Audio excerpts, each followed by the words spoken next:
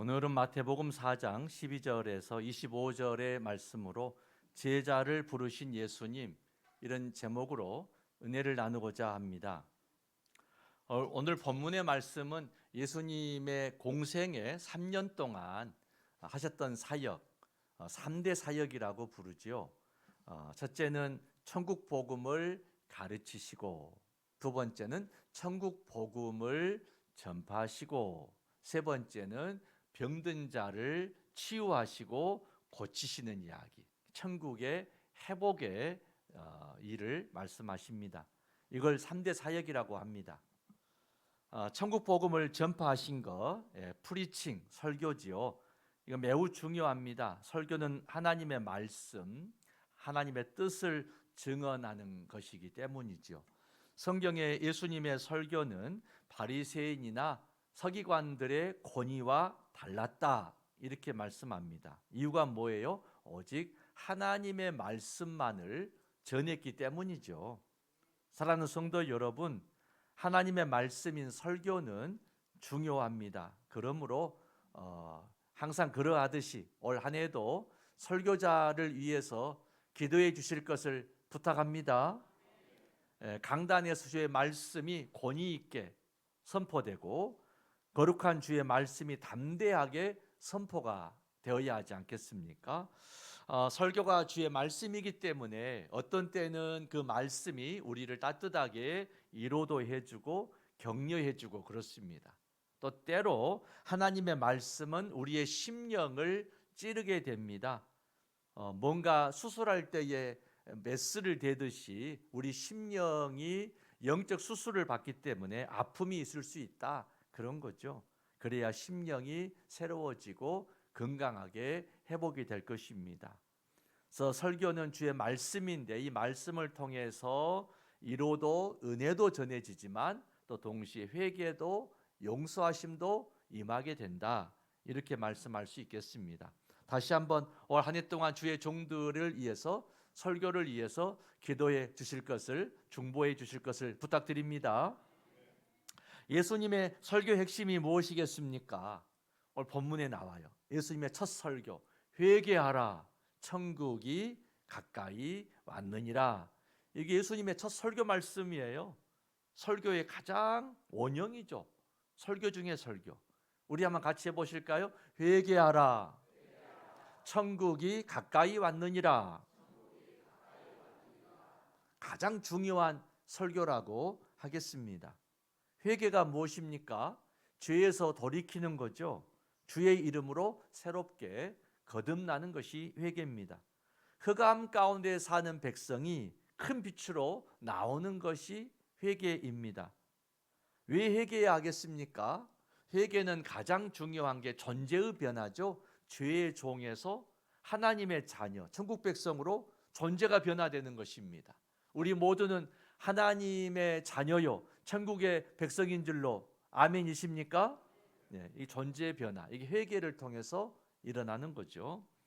그래서 회개는 주님의 뜻이고 하나님의 명령입니다.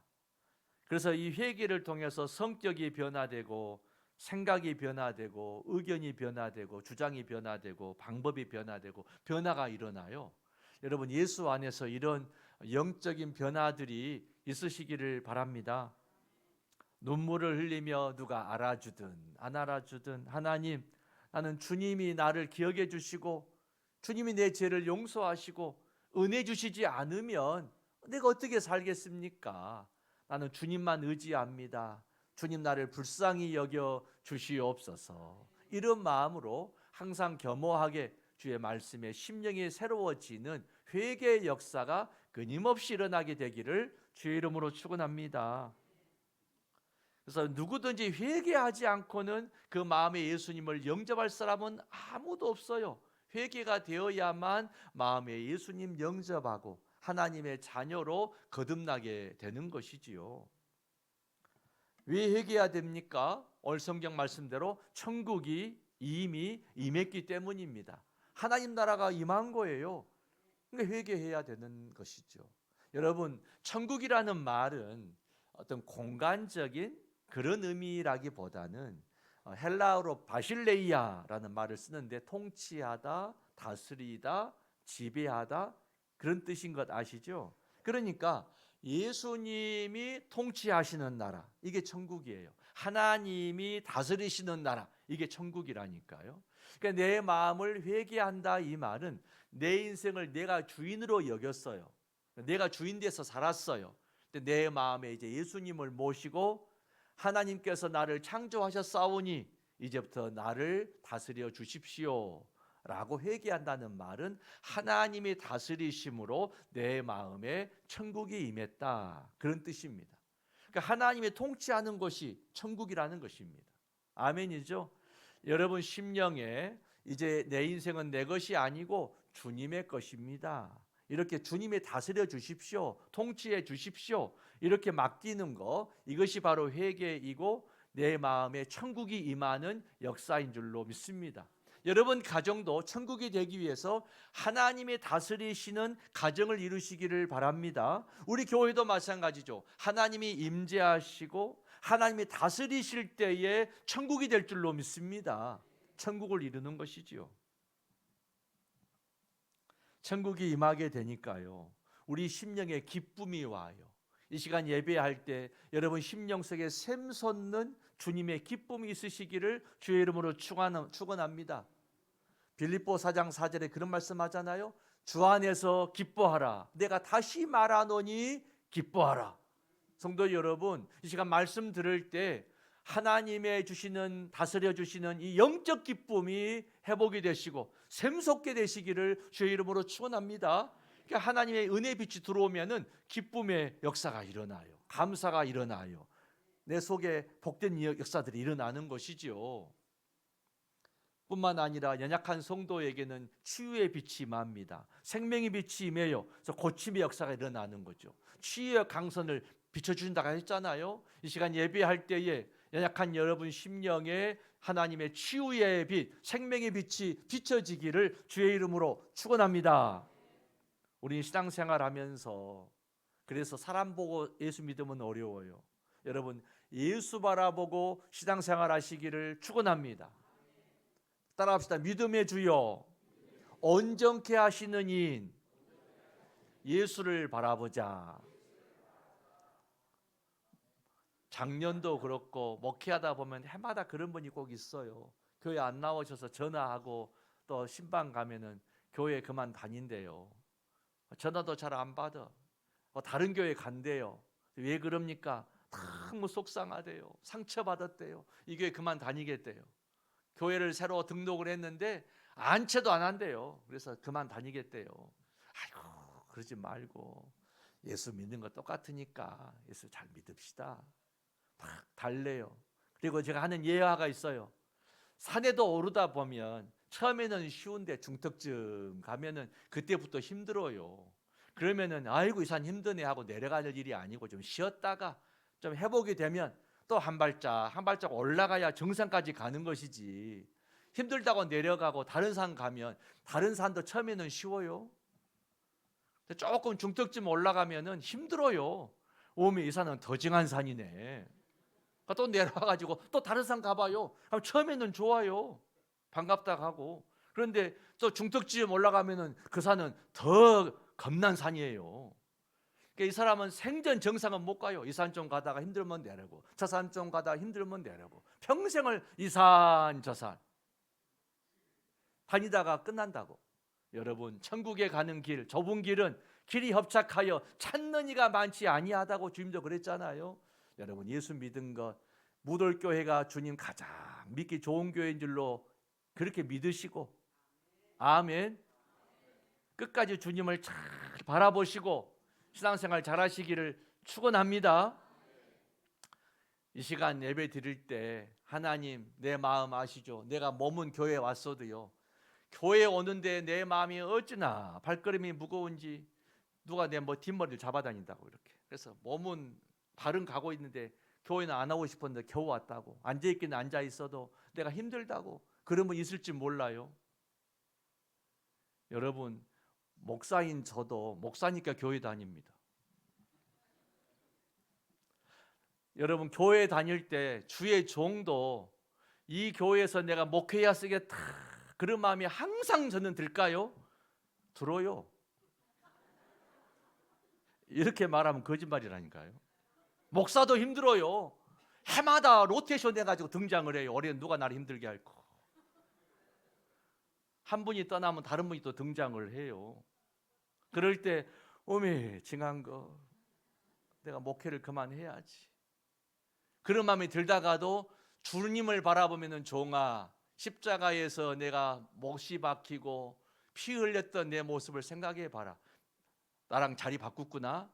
아이고 주님 안 할랍니다. 여러분, 예수 믿다가 사람 보고 넘어지지 마십시다. 중요해요. 주님 바라봐야 돼요. 회개하라, 천국이 가까이 왔느니라. 이 말씀은 주님이 나를 완전히 다스려 버리시면은 순종이 잘 돼요.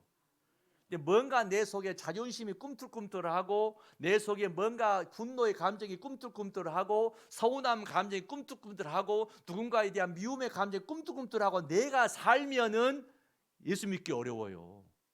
그 교회에서 상처받아요. 그래서 다른 교회로 간다고 그래요. 그럼 거기 가면 더 징한 사람이 있어요. 근데 무돌교 교인들은 좋아요. 오메 더 겁나네. 이 사람들은 오메메 거가 더 낫던갑이요. 할렐루야. 하나님의 관심은 뭔 줄 아세요? 우리 영혼을 사랑하는 거예요. 내가 너를 사랑한다. 끝까지 내가 너를 버리지 아니하리라. 세상은요, 직장은요, 이 사람 좀 마음에 안 들면요 보내버리고 다른 사람 뽑아요. 그 사람 보내고 다른 사람 뽑은다니까요. 세상 직장은 그렇잖아요. 사업장이 다 그래요. 그러나 하나님은 그렇지 않아요. 내가 너를 사랑하되 끝까지 사랑하노라. 내가 너를 끝까지 붙들어 주겠노라. 이게 주님의 사랑이에요. 누가복음 15장에 보니까 잃어버린 것을 찾는 세 가지 비유의 말씀이 나와요. 주님의 말씀이거든요. 첫째가 뭐냐면은 잃은 양 찾는 이야기예요.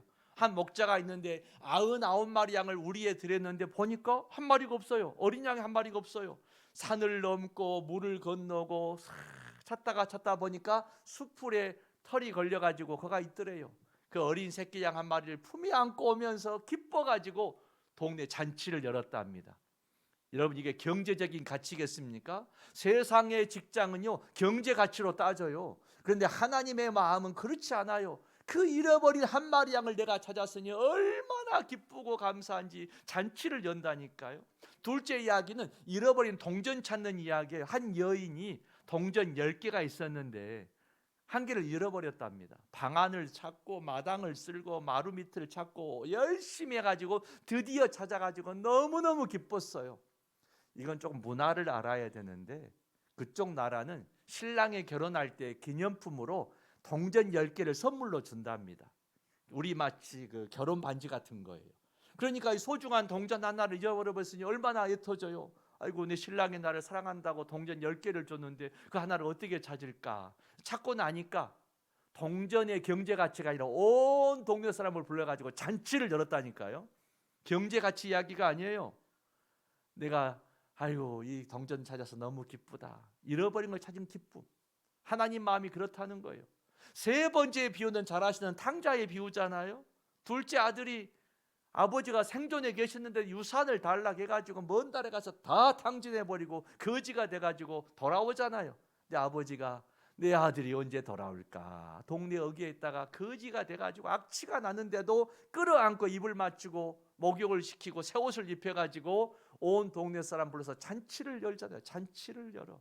공통점이 뭔지 아세요? 한 영혼이 구원받으면요 주님이 너무너무 기뻐가지고요 잔치를 열어요. 이 공통점, 잔치를 열어. 너무너무 기쁘기 때문에. 하나님의 사랑의 마음, 하나님의 관심은 한 영혼을 구원하는 것이에요. 여러분, 내 말이 누군가에게 상처가 돼서 예수를 안 믿겠다고 떠나버린 일이 없어야 될 줄로 믿습니다. 주님, 따뜻한 말하게 하고 격려의 말하게 하고 위로의 말을 내가 잘해서 나 때문에 상처받아서 교회 그만두고 천국길을 포기해버리는 영혼이 없게 하여 주시옵소서. 성경의 말씀은 이거예요. 한 영혼은 천하보다 귀하다는 거예요. 따라합시다. 한 영혼은 천하보다 귀하다. 아멘이죠. 내가 이 말씀을 묵상해 보니까요, 그 뜻이 이런 뜻이에요. 하나님이 그렇게 하시는 거예요. 말씀 한마디면 온 우주 만물이 창조되어 버리는 거예요. 말씀 한마디만 하면 창조가 되어버려요. 우리 머릿속은 경제 가치가 어마어마하겠지만은 내가 말 한마디 하면은 온 우주 만물이 창조되는 것이다. 그게 뭐 경제적인 것을 따지지 마라. 나 한 영혼이라도 살리려면 세상에서 가진 것 없고 지위가 낮고 보잘것 없고 하찮게 여겨지는 한 영혼이라도 구원하려면 내 아들이 십자가에서 피 흘려 죽어서 피 흘려서 그 피로 덮어줘야만 그 영혼이 살려지니 어찌 그 한 영혼이 천하보다 귀하지 않겠느냐. 아멘이세요? 한 영혼은 천하보다 귀하는 거예요. 여러분 한 해 동안 주님 앞에 무슨 일을 하든지 간에 예배보다 중요한 건 없어요. 아멘. 초점을 딱 맞춰야 돼요. 초점을. 목사부터 당회가 전교가 딱 마음 하나 돼야 돼요. 예배보다 중요한 것은 없다. 아멘. 무돌교회가 최고 부흥했던 80년대 점심도 안 먹었어요. 안 그래요? 그래도 예배당에 미어 터지게 모여서 보좌 져놓고 예배 드렸다며요. 수십 명이 막 찬양을 하고 예배당에 막 시끌시끌하게 막 찬송이 울려 퍼지고 눈물로 기도했다면서요. 밥 안 주니까 교회 안 다닌다고요? 차 운행 안 해주니까 교회 안 다녀요? 여러분 언제 우리가 그랬습니까? 예배 하나를 위해서 목숨을 거십시다. 한 해 동안 나는 예배를 위해서 목숨이라도 걸리라. 신사참배시키고 교회 핍박할 때에 내가 죽으면 죽으리라 새벽종 치고 예배 드렸잖아요. 여러분 관심이 하나여야 합니다. 예배를 위해서 살자. 나를 구해주신 하나님, 내가 예배를 위해서 살겠나이다. 다른 데 관심 자꾸 쏟지 마세요. 초점 맞추세요. 주님만 바라보세요. 한 영혼 살리는 데 힘을 다하세요. 예수님께서 십자가에 죽으시고 부활하셔서 40일을 머무시다가 하늘에 승천하시잖아요. 그때 마지막 하시는 말씀, 이게 제일 중요한 말씀이잖아요. 마지막 제자들을 다 모이게 해가지고 당부하셨던 마지막 말씀이 뭐냐? 그게 마태, 마가, 누가, 요한, 사도행전 다 똑같이 나와요. 중요하기 때문에 다 나옵니다. 한번 같이 성경 읽어보십시다. 마태복음 28장 19절에서 20절 상반절 같이 봉독합니다. 그러므로 너희는 가서 모든 민족을 제자로 삼아 아버지와 아들과 성령의 이름으로 세례를 베풀고 내가 너희에게 분부한 모든 것을 가르쳐 지키게 하라. 아멘. 세례를 베풀어라. 안 믿는 영혼을 구원해 가지고 성부와 성자와 성령의 이름으로 세례를 베풀어서 그 영혼을 구원해라. 이 말씀인 거예요. 마가복음 16장 15절 봉독합시다. 또 이르시되 너희는 온 천하에 다니며 만민에게 복음을 전파하라. 아멘. 만민이 뭐예요? 모든 사람에게 복음을 전하라는 것입니다. 이게 주님의 마지막 명령이에요. 누가복음 24장 47절에서 48절 말씀 봉독합시다. 또 그의 이름으로 제사함을 받게 하는 회개가 예루살렘에서 시작하여 모든 족속에게 전파될 것이 기록되었으니 너희는 이 모든 일의 증인이라. 아멘. 초대교회는요 영혼 구원한 일에 힘을 다했어요. 그래서 초대교회가 놀라운 부흥을 이룬 줄로 믿습니다. 여러분 우리 교회는 요람선이 아닙니다. 영혼을 구원하는 구조선이 되어야 할 줄로 믿습니다. 사도행전에서도 1장 8절에서 이런 말씀 나오죠. 같이 봉독합시다. 오직 성령이 너희에게 임하시면 너희가 권능을 받고 예루살렘과 온 유대와 사마리아와 땅 끝까지 이르러 내 증인이 되리라 하시니라. 아멘. 오직 복음 전하라는 거예요. 복음의 증인돼서 영혼 살리라는 것입니다. 요한복음의 말씀은 좀 길어요, 내용이. 그러니까 제가 압축해서 짧게 말하면 이런 거예요. 베드로가 주님을 3번씩이나 모른다고 부인했잖아요. 그러니까 제자들을 다 모이게 하고 대표적으로 베드로에게 질문해요. 베드로야, 네가 날 사랑하느냐? 이 말은 베드로도 해당되지만은 다른 제자도 도망쳤기 때문에, 달아났기 때문에, 모른다고 했기 때문에 똑같이 묻는 질문이에요. 사랑합니다. 베드로야, 네가 날 사랑하느냐? 사랑합니다. 정말 잘 사랑하느냐? 예, 사랑합니다. 그때마다 내 어린 양을 먹여라, 내 양을 치라, 내 양을 먹여라, 이 말씀을 반복하세요. 무슨 말씀이에요? 영혼을 살리라는 거예요. 영혼을 살려내라는 것입니다. 하나님의 관심, 독생성자 예수 그리스도의 관심은 딱 하나입니다. 영혼 살리는 거예요. 영혼 구원하는 것입니다. 천국 백성 삼는 것이에요. 복음을 전파해라, 제자 삼어라, 천국을 이루어라. 사도 바울은 본래 예수 믿는 사람 잡아들이고 죽이고 교회 핍박하는 박해에 앞장섰던 인물인데, 다메섹 도상에서 예수님 만나버리잖아요. 사울아 사울아, 왜 네가 나를 핍박하느냐? 당신은 누구십니까? 네가 핍박하는 예수다. 부활의 예수님을 만나버린 순간에 사도 바울의 인생이 완전히 바뀌어버립니다. 이제부터는 내가 핍박했던 예수가 부활하셨습니다. 그분이 하나님의 아들이 맞습니다. 메시아입니다. 우리는 예수 믿어야 합니다. 유대인들이 당황해가지고 저 갑자기 왜 그래? 막 잡아 죽이려 했잖아요. 사도 바울이 완전히 복음을 위해 헌신하는 충성된 일꾼이 되면서 그가 평생의 복음을 헌신하면서 이런 말을 남겨요. 로마서 1장 14절 같이 봉독합시다. 헬라인이나 야만인이나 지혜 있는 자나 어리석은 자에게 다 내가 빚진 자라. 나는 복음의 빚을 졌다. 주님을 핍박하고 교회를 박해하고 이렇게 하나님 앞에 손해보게 했으니 나는 빚진 자다. 이제부터 내 생명 죽도록 복음을 위해서 내가 헌신하고 또 헌신을 하리라. 할렐루야.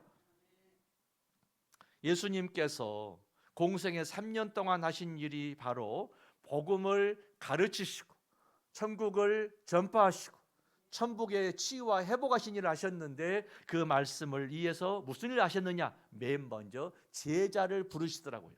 베드로와 안드레, 야고보, 요한, 빌립과 바돌로메, 도마와 마태, 알페와 되는 야고보와 시몬과 다데오와 가룟 유다라. 12제자. 할렐루야.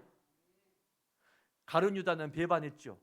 그러나 12제자를 부르셔서 3년 동안 가르치고 훈련하셔서 세워놓고 떠났는데, 그 제자들이 시원찮아요.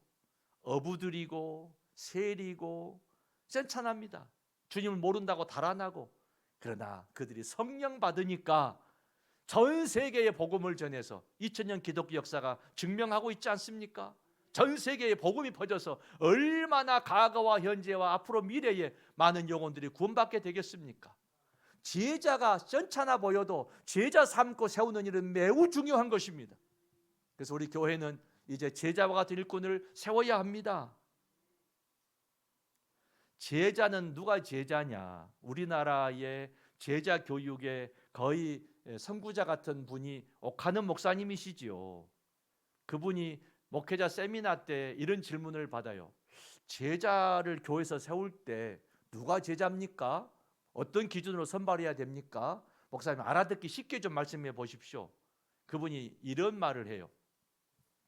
제자를 세울 때 부교역자를 예로 들어보겠다. 부교역자로 작은 일을 잘했는데 칭찬을 해본다. 잘했다고 칭찬해 주면은, 아이고 이렇게 작은 일에 잘했다고 칭찬해 주시니 내가 더 열심히 앞으로 헌신해야 되겠다. 이렇게 겸손하면은 제자다는 거예요. 근데 조금 칭찬해 줬더니 갑자기 목에 힘이 들어가가지고 큰 소리 치고 다니고 온통 교회를 휘젓고 다니고, 그러면은 그 제자가 아니고 교회를 요란하게 만든다는 거예요. 두 번째로, 반대로 조그만 일 하나 잘못했는데 엄청 혼을 내버린대요. 가만히 지켜본대요. 그러면은 제자 될 사람은, 아이고 이렇게 작은 일에도 혼을 내시는데 큰 실수하지 마라고 나를 주의하시도록 사랑해 주시는구나. 내가 이 말씀을 잘 기억해서 다시는 큰 실수하지 않도록 더 주의하고 겸손하게 더 잘 주의를 해야 되겠다. 이런 사람이 제자라는 거예요. 근데 사람이 다 그렇지 않더라는 거예요. 거기 부목사가 수십 명이니까. 가만히 보면은 앙심을 품더라는 거예요. 때를 보자. 결정적인 때다 뒤통수를 한번 쳐야지. 마음에다 돌멩이를 치고 결정적인 돌 하나 내치려고 앙심을 품고 속에서 아주 이를 드드드 갈미는 사람이 있더라는 거예요. 그 사람은 제자가 안 된다. 여러분 아멘. 한 교회의 부목사를 예로 들었지만, 여러분 칭찬 드릴 때도 부족하지만 칭찬 듣는구나 여기고 겸손하게 감사하시고 충성하십시다.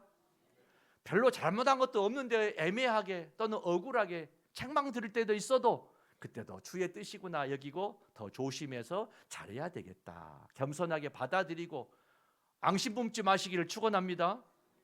나한테 돌 들면 나는 겁이 많아요. 도망가 버려요. 바로 돌 들지 마세요. 네. 교회 안에 주의 제자들이 충만해야 그 교회는 건강한 교회, 부흥하는 교회, 천국을 이루는 교회가 될 줄로 믿습니다. 이를 위해서 부탁하는 게 있어요. 첫째는 목사는 혼자 일할 수 없으니까 반드시 동역자들인 부목사들을 부릅니다. 이렇게 일 좀 도와달라고 이게 부르는 거예요. 이게 동역자들이에요. 교회가 지혜로워야 되는데 동역자 팀을 깨면 안 돼요. 그럼 무슨 말인가 하면 이런 이야기예요. 한 예를 들면 부목사님을 불러서 격려하는 의미에서 밥 한번 사줘. 괜찮아요. 그렇게 하세요. 근데 매번 그 목사만 부르다 밥 사줘. 그럼 아이고 힘들어서 아이고 우리 목사님 못 쓰겠죠. 하면 금이 가요. 그럼 어떻게 돼요? 팀워크가 깨져버려요. 그런 부목사님은 눈치 보다가 금방 가버려요. 있던 못해. 성도 여러분, 짜장을 사주더라도 다 같이 불러다 사주세요. 아멘. 이거 매우 중요한 지혜예요. 그래야 교회를 잘할 거 아닙니까? 팀워크가 잘 돼야. 두 번째, 장로님들 이야기를 하겠습니다. 장로님들이 영적인 동역자들이 돼가지고 팀을 이뤄가지고 형님 동생 사이가 좋아야 교회가 행복해질 것 아니겠어요? 아멘이죠. 우리 교회 당의 분위기가 참 좋습니다. 그런데 서로 편을 가르고 사소한 일에도 서로 막 싸움을 이루고 그러면 교회가 어떻게 돼요? 교회가 불편해져요. 장로님 혼자가 아니에요. 뒤에 가족이 있고 또 지지하는 사람들이 있어가지고 교회가 분열돼 버리는 거예요. 당연히 하나가 되어야 합니다. 그래서 장로님들이 하나가 되도록 기도해 주시기를 부탁합니다. 그래서 교회에서 장로님을 뽑을 때 누구를 뽑아야 하느냐? 교회를 분열시키지 않을 사람, 하나 되게 하는 사람을 뽑아야 돼요. 제가 오래오래 전에 한번 그런 말 한 적이 있죠. 내가 일꾼 세우고 싶으면 간절한데 내 마음에 걱정이 있다 하고 한 얘기 하겠어요. 뭐였어요? 교회 안에 뭔가 서로 친하고 덜 친하고 그룹이 있어버리면 모든 교회의 성도를 섬기는 일꾼이 세워진 게 아니고 지역구 국회의원 같이 자기 지지하고 자기 표준 사람들을 대변하는 사람이 된다. 그럼 당에서 서로 시끄러워진다. 나에게 표를 주었던 표를 안 주었던 한 번 장로가 되면 전 교인을 섬겨야지 나를 지지한 사람만 섬기면 안 되는 거다. 여러분 공감하시죠? 동의하십니까? 지금부터 그렇게 기도하십시다. 하나님, 앞으로 우리 교회가 일꾼 세워야 하는데 모든 성도를 겸손하게 사랑으로 잘 섬기는 사람만 아버지 선출되게 하여 주시옵소서. 그래야 되는 것입니다. 마지막으로 권사님들, 집사님들에게 부탁합니다. 그 심령 속에 성령의 불이 있어야 돼요. 따라합시다. 하나님, 내 심령에 성령의 불을 붙여 주시옵소서. 자꾸 뭔 일하자가 하면은 멀쩡하게 밥 다 먹고 설거지할 때는 밥보다 가. 근데 밥은 다 먹었는데 무슨 일만 하자가 하면 쏙쏙 빠져나. 기가 막 집에 가스불을 안 끈 거 같네. 갑자기 가버려요. 이런 사람을 미꾸라지 교인이라고 합니다. 기가 막히게 잘 빠져갑니다. 또 박수를 쳐주고 칭찬할 때만 봉사한 사람이 있어. 좀 관심이 좀 떨어진 것 같은 봉사는 이게 비행기 신자입니다. 비행기 신자. 그런가 하면 날씨가 좀 갑자기 춥거나 비가 오면 안 온 분 있어. 창오지 교인. 젖을까 봐 겁나가지고 못 나와. 성도 여러분, 내 안에 성령의 불이 있어야 할 줄로 믿습니다. 성령의 불이 우리 권사님들 심령 속에, 집사님 마음속에 성령의 불이 있어야 이 교회가 성령의 권능을 받고 복음을 전하고 영혼을 사랑하고 주의 제자가 세워지지 않겠습니까? 아멘이죠. 올 한번 열심히 해보십시다. 성도 여러분, 하나님께서는 지금 주님의 일에 충성할, 헌신할 동역자를 찾고 있습니다. 제자를 부르셔서 세우시는 겁니다. 그래서 우리 교회가 관심이 크고 하나님의 마음, 영혼을 살리고 주의 제자 세우는 관심, 하나님의 마음을 가지고 우리 교회 폐허를 세운 거예요. 영혼을 구원하여 예수님의 제자 삼고 하나님의 나라를 세우는 교회. 이게 하나님의 마음입니다. 우리 한번 따라 하실까요? 영혼을 구원하여 예수님의 제자 삼고 하나님의 나라를 세우는 교회. 아멘이시죠? 교회는 건물이 아니고 사람이기 때문에 그 자리에 우리 이름이 들어가면 돼요. 영혼을 구원하여 제자 삼고 하나님 나라의 일을 일하는 아무개가 되게 하여 주시옵소서. 이렇게 기도하는 거죠. 우리 주님께서는 우리를 제자로 부르셨고 우리에게 사명 맡기셨습니다. 영혼을 살려라. 하나님 나라가 임하도록 해라. 그런 것이죠. 우리 모두 새해를 맞아서 사람 낚는 어부가 되십시다.